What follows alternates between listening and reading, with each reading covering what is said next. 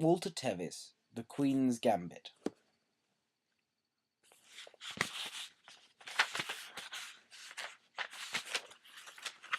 1. Beth learned of her mother's death from a woman with a clipboard. The next day her picture appeared in the Herald Leader. The photograph, taken on the porch of the grey house on Maplewood Drive, showed Beth in a simple cotton frock. Even then she was clearly plain. A legend under the picture read, "Orphaned by yesterday's pile-up on New Circle Road, Elizabeth Harmon surveys a troubled future. Elizabeth, 8, was left without family by the crash, which killed 2 and injured others. At home alone at the time, Elizabeth learned of the accident shortly before the photo was taken. She will be well looked after, authorities say." In the Methuen home in Mount Sterling, Kentucky, Beth was given a tranquilizer twice a day. So were all the other children, to even their dispositions. Beth's disposition was all right as far as anyone could see, but she was glad to get the little pill. It loosened something deep in her stomach and helped her doze away the tense hours in the orphanage. Mr. Ferguson gave them the pills in a little paper cup. Along with the green one that evened the disposition, there were orange and brown ones for building a strong body. The children had to line up to get them. The tallest girl was the black one, Jolene. She was 12.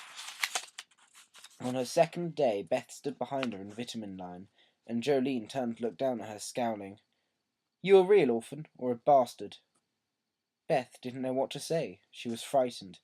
They were at the back of the line, and she was supposed to stand there until they got up to the window where Mr. Ferguson stood. Beth had heard her mother call her father a bastard, but she didn't know what it meant. "What's your name, girl?" Jolene asked. "Beth." "Your mother dead? What about your daddy?" Beth stared at her. The words mother and dead were unbearable. She wanted to run, but there was no place to run to. "Your folks," Jolene said in a voice that was not unsympathetic. "They dead?" Beth could find nothing to say or do. She stood in line terrified, waiting for the pills.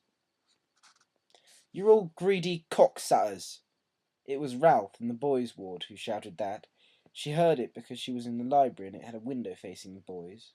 She had no mental image for cocksucker, and the word was strange, but she knew from the sound of it they would wash his mouth out with soap. They'd done it to her for damn, and Mother had said damn all the time. The barber made her sit absolutely still in the chair. "If you move, you might just lose an ear." There was nothing jovial in his voice. Beth sat as quietly as she could, but it was impossible to keep completely still. It took him a very long time to cut her hair into the bangs they all wore. She tried to occupy herself by thinking of that word, cocksucker.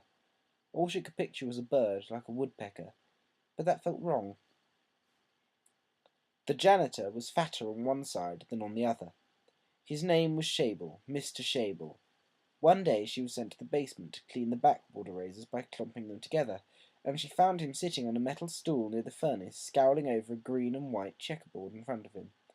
But where the checkers should be were little plastic things in funny shapes. Some were larger than others. There were more of the small ones than any of the others. The janitor looked up at her. She left in silence. On Friday everybody ate fish, Catholic or not.